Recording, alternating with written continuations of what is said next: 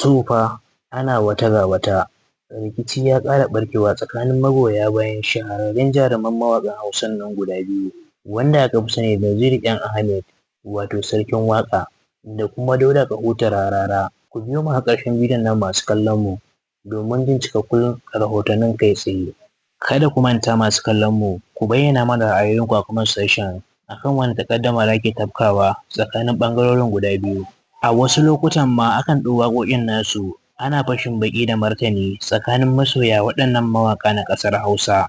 Duk da cewa waɗannan mawaƙa ba kasafai suke fitowa suna bayyanawa ko nuna abin da ke shiga tsakaninsu ba, a wasu lokutan suna yi wa juna hannunka mai sanda, kamar yadda Naziru Sarkin Waƙa a kwanakin baya ya fito yana martani kan motar da Rarara ya mallaka.